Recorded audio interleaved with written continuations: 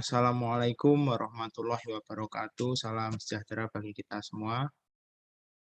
Berjumpa kembali kita pada mata kuliah Sejarah Afrika dengan materi yaitu Cengkraman Barat di Afrika.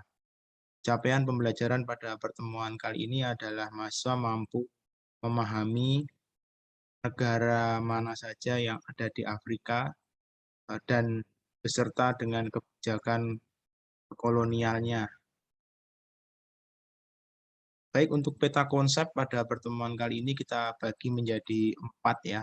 Yang pertama adalah pemerintahan langsung atau direct rule-nya Prancis, kemudian pemerintahan tidak langsung atau indirect-nya punyanya Inggris, kemudian nanti paternalistik Belgia dan politik kolonial lain. Baik, kita langsung ke materi yang pertama, yaitu munculnya imperialisme Barat di Afrika. Istilah imperialisme ini dari bahasa Latin yaitu imperium yang berarti perintah, hak memerintah, kekuasaan memerintah atau daerah memerintah. Imperialisme yang dilakukan oleh negara manapun pada dasarnya memiliki tujuan yang sama, namun dapat berbeda dalam proses pelaksanaannya. Akan tetapi pada akhirnya ya sama saja. Imperialisme itu menyebabkan kemunculan kemiskinan, penderitaan, tanah jajahan, keterbelakangan, terpecah belah, dan menyebabkan bangsa yang terjajah itu kehilangan kepribadiannya. Beberapa hal yang mendorong terjadinya imperialisme menurut Khalid, ini faktor ekonomis, banyak orang yang ingin mencari kehidupan yang lebih enak, kemudian faktor geografis dan demografis, ini negara-negara Eropa yang wilayahnya sempit, kita tahu, seperti contohnya adalah negara Belanda itu negaranya termasuk sempit ya wilayahnya dan punya sedikit, makanya dia mencari daerah lain seperti Indonesia untuk mengembangkan daerahnya atau wilayahnya. Dan yang ketiga adalah faktor agama dan ilmiah, ini bukanlah faktor yang utama, tapi biasanya faktor agama dan ilmiah ini membonceng faktor ekonomis sehingga hanya menjadi faktor tambahan saja. Misalkan banyak sarjana-sarjana Belanda itu yang menemukan penemuan-penemuan penting di Indonesia, sehingga kalau kita baca buku sejarah itu rata-rata sebagian besar adalah berwarganegaraan Belanda atau bangsa dari negara Belanda. Kemudian menurut identifikasi yang dilakukan oleh Darsiti Suratman, ini negara Eropa yang memiliki daerah jajahan di Afrika antara lain Belgia, ini Prancis, Aljazair, Maroko, Tunisia, Kamerun, Afrika, Somalia, Afrika Barat, dan Madagaskar, dan Togo, Ekuator, serta Inggris. Ini agak lumayan banyak ya Inggris ini. Ini ada Mesir, Sudan, Afrika Selatan, Kamerun, Somalia, Gambia, Togo, kemudian Kenya, Nigeria, Rhodesia, Nyasa, Sierra Leone, Swazi, Tanganyika, Uganda, Zanzibar, dan Afrika Barat Daya. Sedangkan Italia ini meliputi Libya, Eritrea, dan Somalia, Portugis ini Angola, Mozambik, dan Guinea, Spanyol ini Maroko, Guinea, Ifni, dan Rio de Oro. Kemudian perkembangan tanah jajahan di Afrika ini tahun 1875 ini masih sekitar 10,8% saja yang wilayah di Afrika itu dipengaruhi oleh pengaruh Barat ya. Kemudian menurut J. A. Hobson dalam kurun waktu 1885 sampai 1900 merupakan masa ekspansi yang paling kuat bagi negara-negara Eropa, dan pada tahun 1900 sudah 94% wilayah Afrika jatuh ke tangan bangsa Barat. Hanya dalam waktu 25 tahun terjadi peningkatan yang sangat signifikan, yaitu 79,6%. Ini menurut dari Siti Surat. Kemudian perkembangan tanah jajahan di Afrika ini ada sedikit penambahan tadi dari slide yang tadi ya. Kongres Berlin II ini tahun 1885 ini menjadi pendorong bagi peningkatan imperialisme atas Afrika. Kongres tersebut juga membicarakan soal pembagian wilayah Afrika di antara negara-negara barat dan seluruh wilayah di benua Afrika ini paling tidak pada tahun 1914 ini menjadi milik negara-negara barat kecuali dua daerah yaitu Ethiopia yang apa namanya maaf ini agak tertutup ya tetap menjadi negara merdeka. Kemudian ini daerah koloni ya yang ada di Afrika ini nanti kalian bisa lihatnya ya. Seperti ini kurang lebih penguasaan atau peta dari daerah koloni yang ada di Afrika tahun 1914. Kemudian kita masuk ke yang pertama yaitu Direct Rule politik kolonial Prancis ya. Jadi politik kolonial Prancis ini koloni di Afrika meliputi Afrika Barat Laut yaitu Tunisia, Aljazair, Maroko, Afrika Barat dari Sahara sampai Teluk Guinea, Afrika Tengah yaitu Gabon, Bangi, Sari, Chad yang pada tahun 1910 disatukan jadi Federasi Afrika Ekuatorial, Aden ya, Somalia, Madagaskar, Reunion dan serta Togo dan Kamerun pasca Perang Dunia yang pertama. Kemudian kita langsung masuk seperti apa pelaksanaan dari politik kolonial Prancis yang menerapkan apa namanya kebijakan kolonialnya. Ini pada dasarnya ada dua macam, dua pola, dua cara. Yang pertama adalah teori asimilasi. Nah, ini pendekatan ini pertama kali diuji cobakan di Senegal maaf oleh Louis Paiderbe maaf. Ini seperti apa yaitu daerah koloni ini dijadikan bagian yang terintegrasi dengan negara induk dan tidak terpisahkan oleh Prancis. Ini merasa sebagai negara yang superior dan menganggap perlu memperadabkan penduduk di daerah koloni. Nah, ini kalau ingat mengenai kata memperadabkan ini juga digaungkan juga oleh Belanda di negara India di Eropa ya bahwa Indonesia sendiri atau tanah-tanah jajahnya itu masih belum beradab dan tugas mereka itu adalah memberadabkan. Ini juga sebenarnya merupakan misi bukan misi utama tapi misi tambahan ya. Tujuannya juga sama sebenarnya mereka ingin mengembangkan imperialisme, mengeruk sumber daya alamnya. Dan tugas ini disebut sebagai mission civilisatrice. Jadi memang apa ya tujuannya memang seperti tujuan utamanya memang itu adalah realis tapi ya itu di kongres di negara Eropa sana ya banyak yang menutupinya bahwa tugas mereka adalah memberadabkan. Kemudian pendekatan yang kedua ini adalah pendekatan asosiasi ya. Ini dikembangkan oleh Savornan Gaza di Afrika Tengah dan wilayah ini apa namanya asimilasinya sulit karena dianggap lebih sesuai dengan asosiasi tadi. Kemudian konsep ini diterapkan dengan pertimbangan asli di Afrika Tengah sangat terbelakang atau inferior sehingga akan sulit dengan cepat menerima budaya Perancis dan asosiasi pada dasarnya hampir mirip dengan politiknya indirect rule yang diterapkan oleh Inggris ya. Jadi nanti kita akan lihat seperti apa. Nah, ini menurut W.B.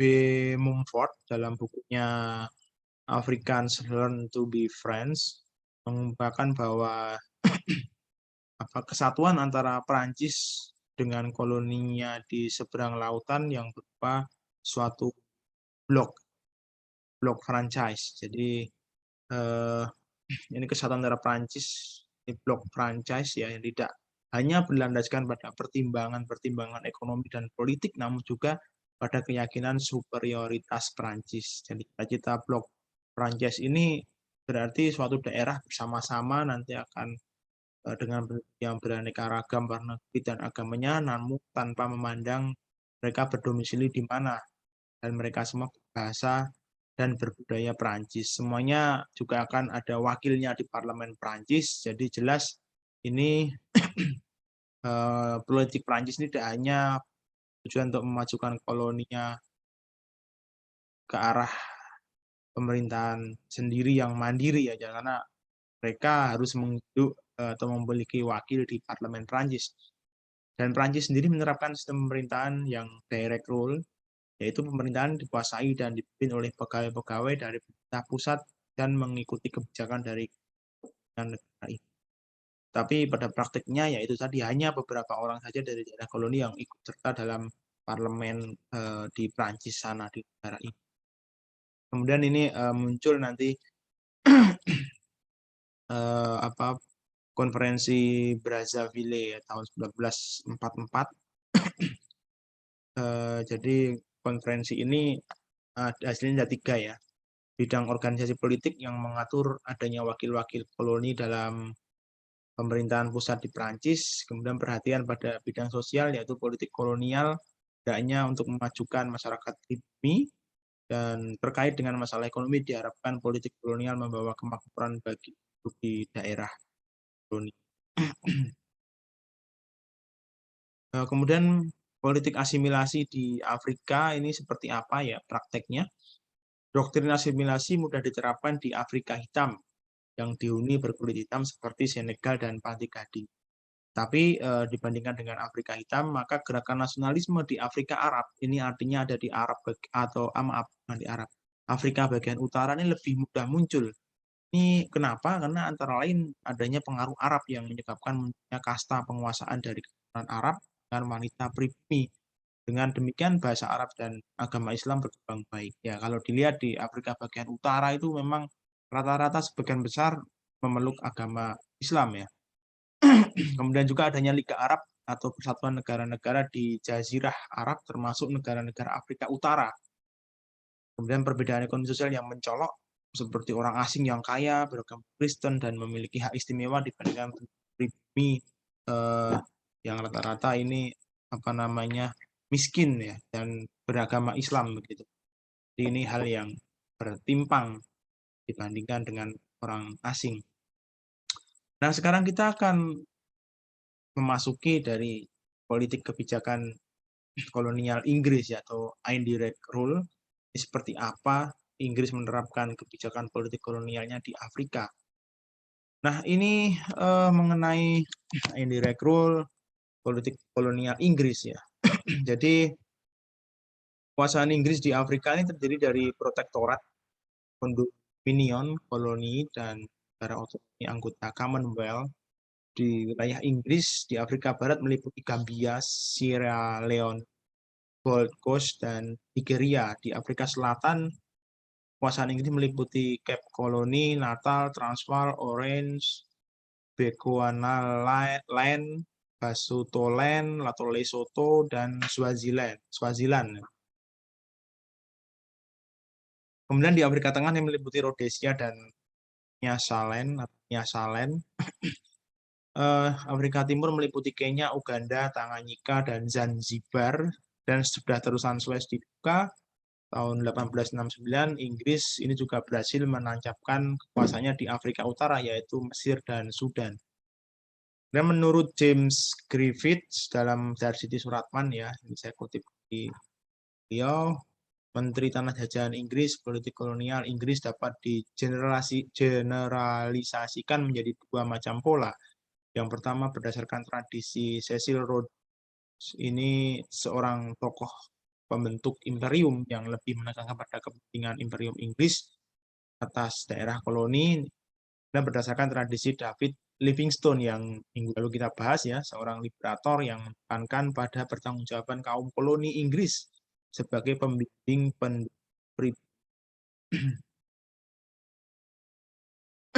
Nah, ini bagaimana cara politik Inggris menerapkan tadi ya politik kolonialnya.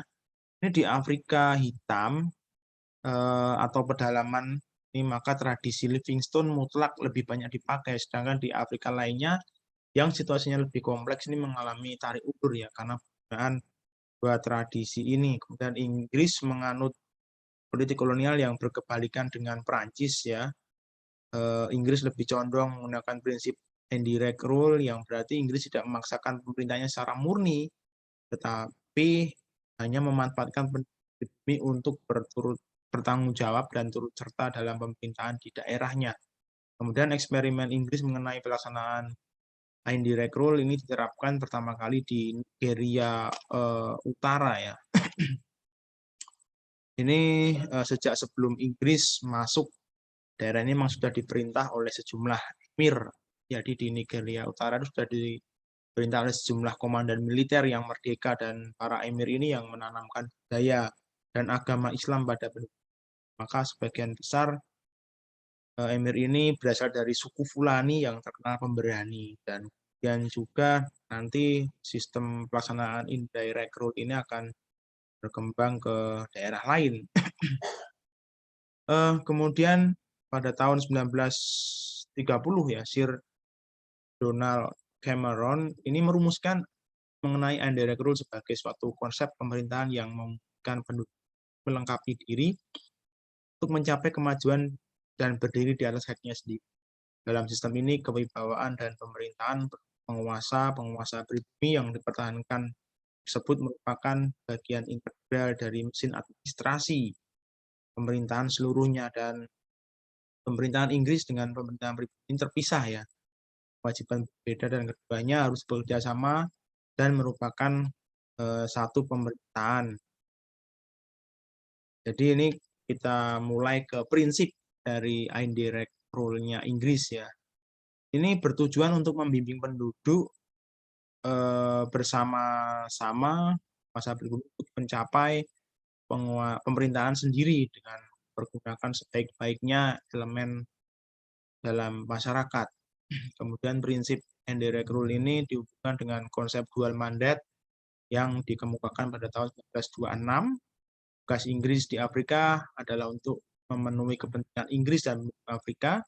Jadi pada dasarnya tidak hanya menutup koloninya untuk kebutuhan politik dan ekonomi Inggris, namun juga bertanggung jawab terhadap pembangunan dan kemajuan pendidikan, perdagangan, kesehatan, dan penghapusan perbudakan. Jadi ini perbedaan ya yang sangat signifikan dibandingkan dengan negara-negara yang penjajah lainnya atau negara-negara imperialis lainnya ya.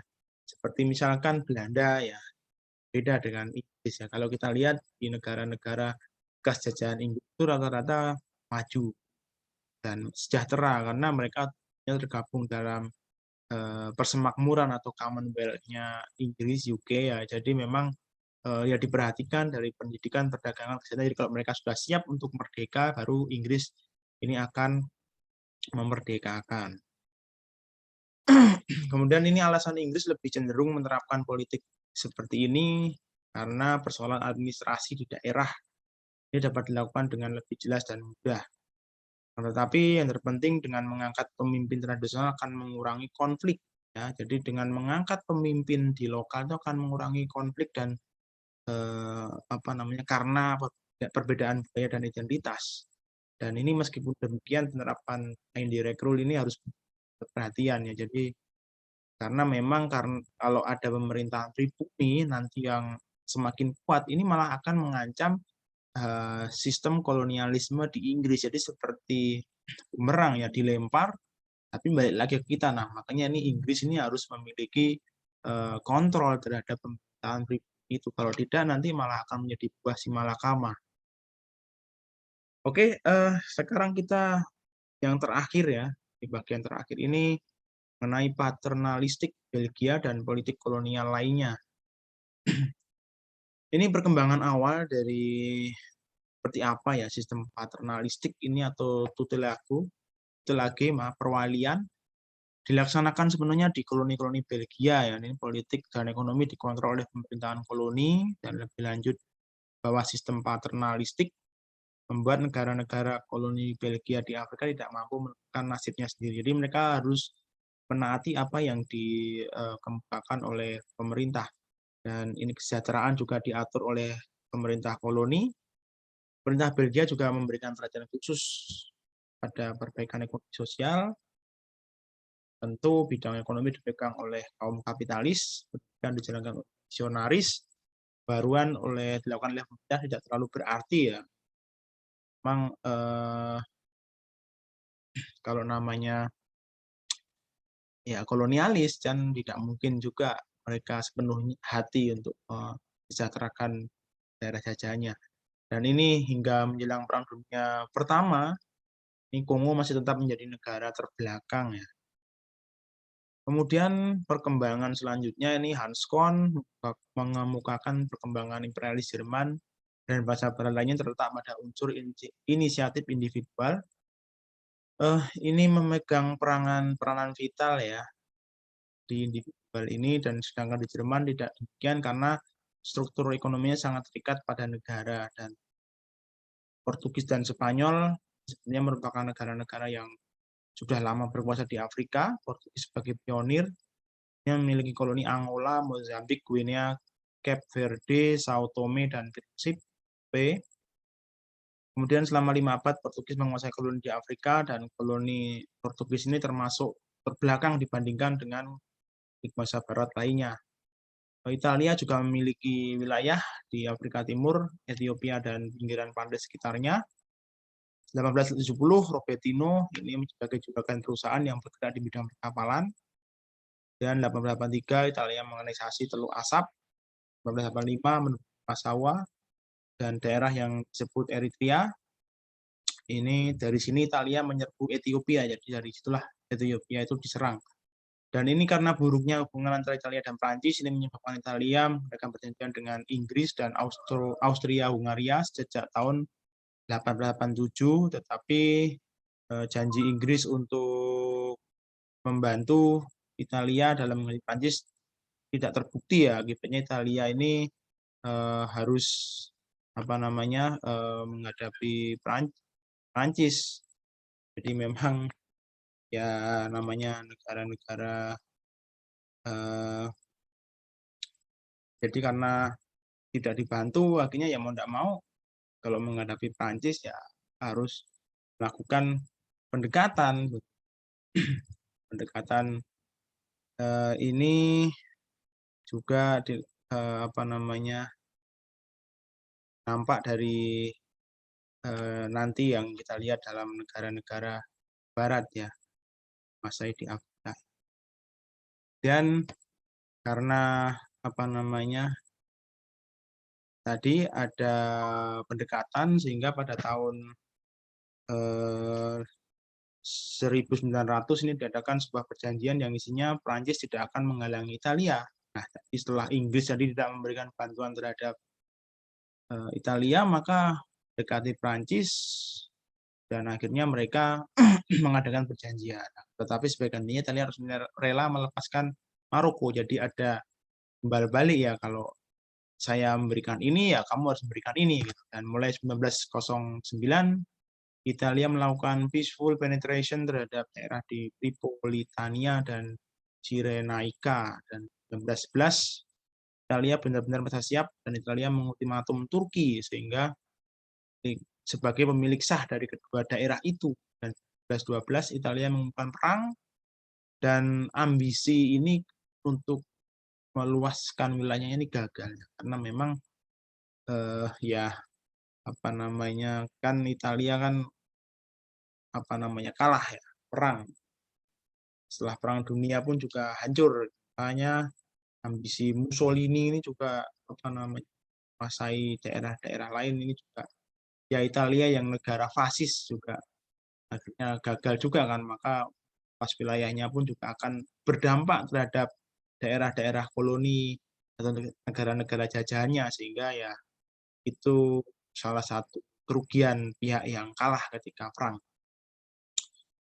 Baik, saya pikir itu sudah cukup ya, cukup panjang juga slide kita pada hari ini. Terima kasih telah menyimak materi yang telah saya sampaikan. Mohon maaf jika ada yang masih belum jelas karena terlalu cepat. Semoga bisa menambah pengetahuan Anda mengenai bagaimana bangsa Eropa ini terapkan kebijakan kolonialnya di Afrika. Kita berjumpa lagi pada materi yang lain. Saya akhiri. Wassalamualaikum warahmatullahi wabarakatuh. Salam sejahtera bagi kita semua.